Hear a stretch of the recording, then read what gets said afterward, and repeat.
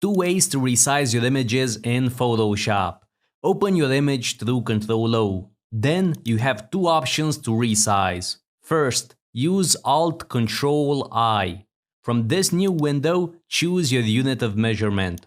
Make sure this chain icon is pressed, so once you put in your width or height, the other box is gonna update automatically. Choose % if you're not sure what to put in. Number 2. After you hit Ctrl-O, if you see this lock icon, double-click in this region.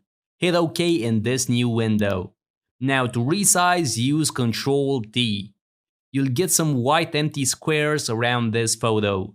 Before you grab them, go to the top of Photoshop. Between W and H, you're gonna see this chain icon. Make sure that it's pressed. Now go over the corner handle, click, hold, and resize. Hit enter and you're about done. If you have empty space around it, go to the top menu to Image. From here, choose Trim. From this window, use these settings. Transparent pixels and check all 4 boxes. Hit enter and you're done. Follow for more design tips.